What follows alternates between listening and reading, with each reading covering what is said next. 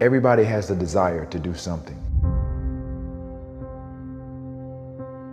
but they don't have that. They don't know how to really complete the process of dedicating themselves and having the discipline to do it.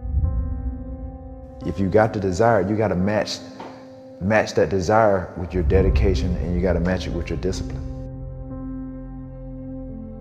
It may not happen at the moment that you want it to, but you got to understand the process. Everybody wants it yesterday. What happens is a lot of people set goals, and they have this big goal, and they look at it like this giant staircase, and they're like, that just seems impossible. There's no way. It looks too hard. It looks too much work, and they don't ever start. They set a goal. Yeah, I want to be at the top of that staircase.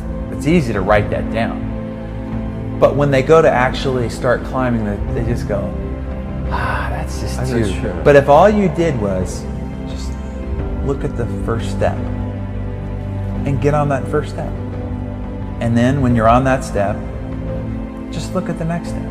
That's it. Don't look up. Just look at that next step. You got to understand that it's not going to be easy. People think that there's no challenges. Again, people want it yesterday. Most people want the convenience of transformation without the inconvenience. What we do is we kind of check out because it feels overwhelming, or we check out because we're afraid, or we check out because we start listening to self-doubt, and then we make these teeny tiny decisions all day long. We don't even realize it. A decision to not get up on time, a decision to not eat the right thing, a decision to snap at your kids, a decision to not speak in a meeting, a decision to not look for a job, like whatever it is. All day long, these tiny decisions that take you so far off track. And then you wake up and you look at your life and you think, how the hell did I get here? The reason why a lot of people won't become who they want is because they're too attached to who they've been. And you hear it all the time when people say, I've always been this way. Okay, well, if that's working for you, keep doing that. Every single person who has ever done anything worthwhile or exceptional or difficult or extraordinary, anyone, whether it's great artists or authors or mathematicians or whatever it is, everyone encounters difficulties. There is no easy road. It does not exist. It is impossible. Everyone has issues. When you come up with excuses for why other people are successful and you're not, that is dangerous. When you give yourself an escape, yeah, well, that's easy for you to say, you know, you do this, you do this, and to trust me, everybody has a hard road.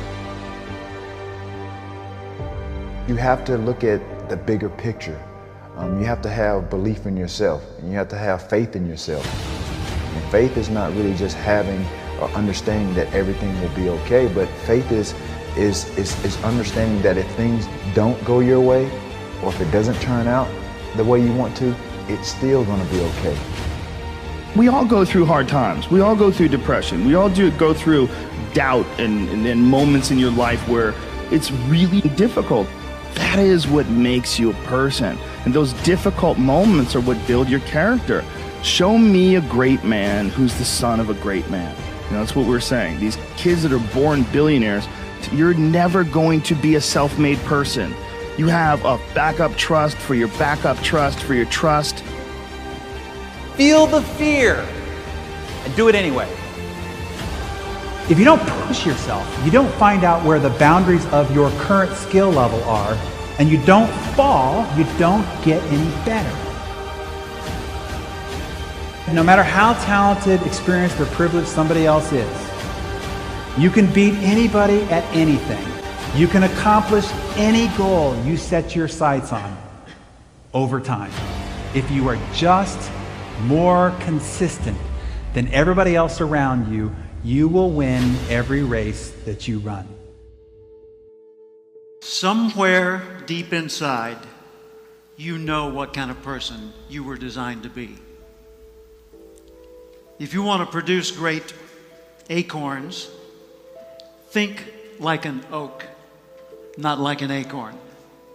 Think like the person you intend to become. Every seed has a tree in it, and the potential success of that tree is in that seed. And that's the way you are. Whatever you were born to do and be is in you now, and the success of your life depends on you becoming all that is trapped inside of you.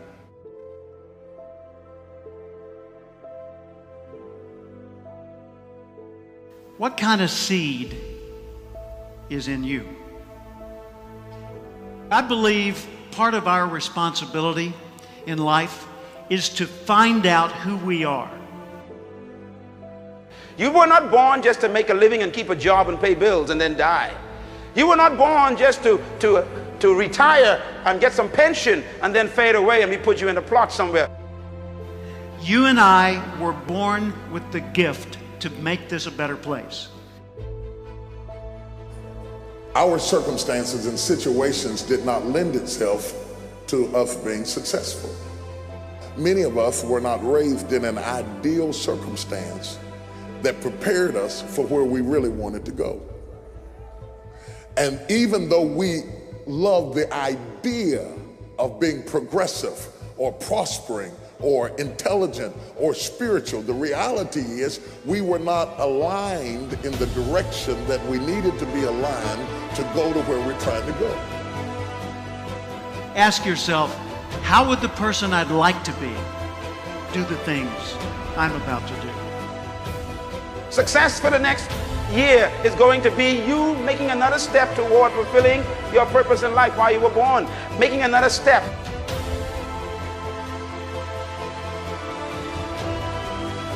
Work to your potential, not your quota. If you want to stay really motivated, if you want to answer the question to why people that have already made it keep pushing, it is because they don't operate on quotas, they operate off potential. They're driven to reach their potential. This is also tied to their ethical obligation. They know what they're capable of. Nobody can tell you what you're capable of. You're the only one that knows. Work to your potential, not just a quota, and I promise you, you will be on fire day and night. I never expected to be anything but ordinary. I was raised to be nice and ordinary. I expected I would grow up to be, like Dad worked for the phone company. I figured I'd go to work for the phone company, maybe work in an office. I figured I'd work till 65, I'd have 1.34 kids. I'd retire at 65, and then I'd die at the statistical average age for my gene pool.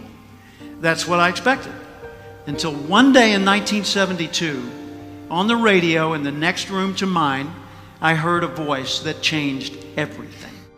I heard the voice of Earl Nightingale, known at the time as the Dean of Personal Motivation. He said, if you will spend 1 extra hour each day studying your chosen field, you'll be a national expert in that field in 5 years or less. That hit me like a tornado. It rearranged everything in my life. If you were to focus half an hour of study on one field of endeavor for 5 consecutive years, you'd not only transform you, you'd transform the world around you. And we collectively would transform the world as we know it today. Know how you're smart, not just how smart you are in comparison to others. In what ways are you smart? Know what you care about. What are the values that motivate your choices? Know what your personal velocity is, the intensity and drive with which you naturally operate. Know the background imprint, positive, neutral, or negative, that you carry with you and what effect it's had on you. Know your behavioral style, how you come across to other people. Know the patterns in your choices so that you're continually learning more and more about what it's like to be you so you can do an even better job of it.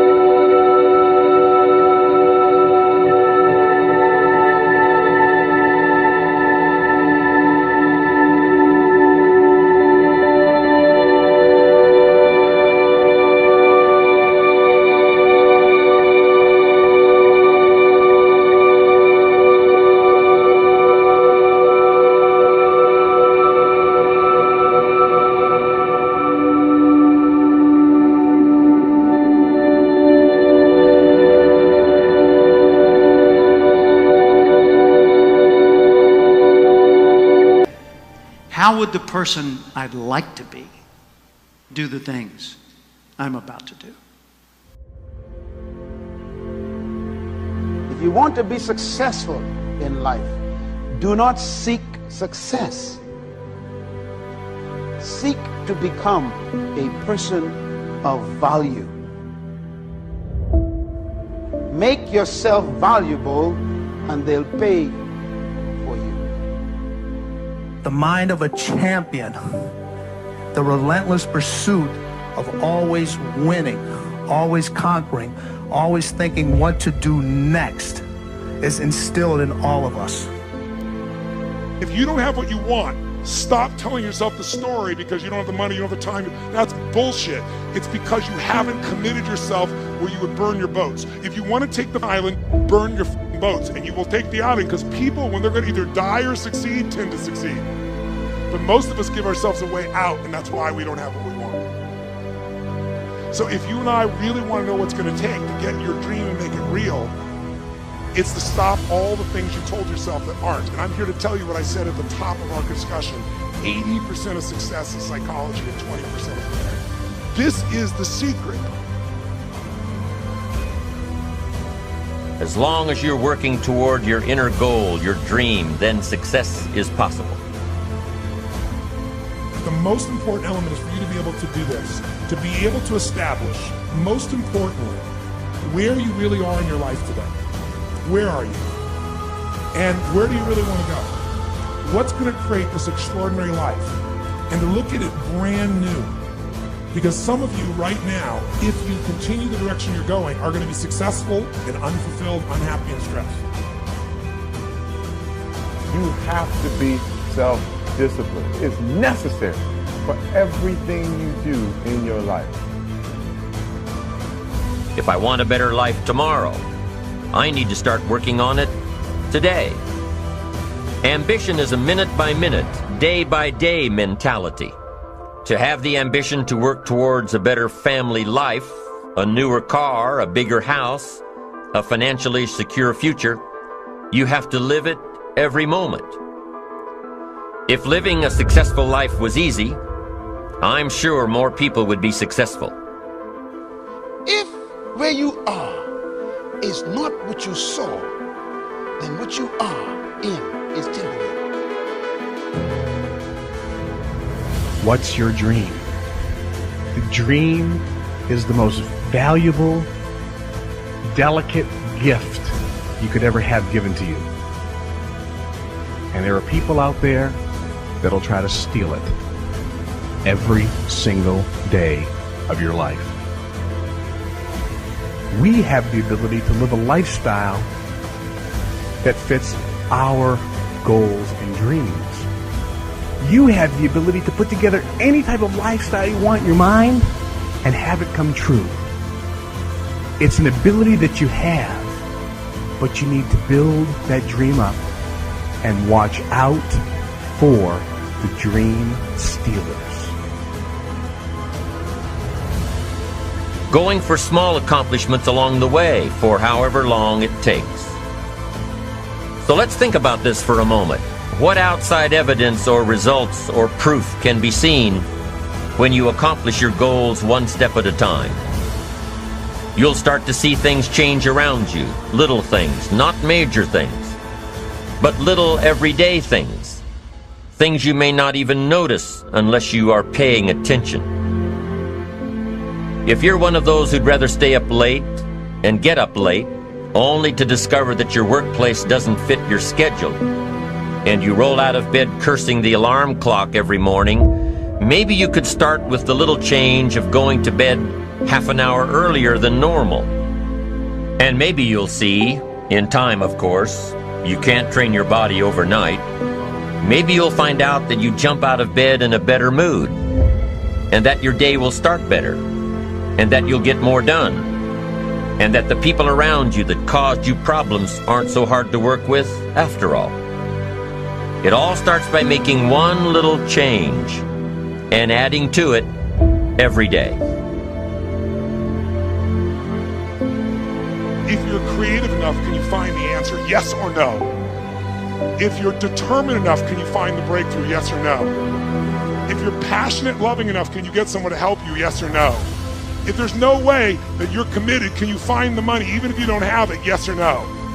So I said creativity, decisiveness, passion, honesty, sincerity, love.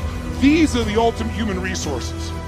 And when you engage these resources, you can get any other resource on earth. The key to kingdom success on earth is initiating and planning the change. Change will happen with or without you. Time will move with or without you.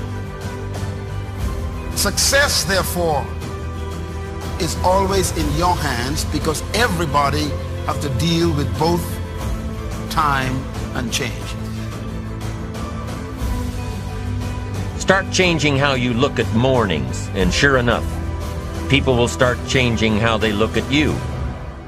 When you start changing how you think, how you act, how you treat others, how you treat yourself, when you start responding instead of reacting to life, life will start responding to you. I'm telling you that you can do it with your lifestyle. You can do it with your sales career. You can do it with your management career. You can do it with any part of your life. Your dream is only a dream until it has a plan. You can dream of the kind of life you want. You can dream of the kind of change you want. You can dream of the kind of future you want, but until you wake up and begin to plan to get there, it will only be a dream. When you get up tomorrow morning and are standing in front of the mirror getting ready for the day, remind yourself that you are somebody, that you are important, and that you can make the changes that will move you closer to your ideal future. The only key to regulating and controlling change is planning. If you don't have a plan, you have no protection. A plan doesn't only tell you what you want to do. A plan tells you what you don't want to do. And so the key to success on your journey through this planet is to have a clear plan.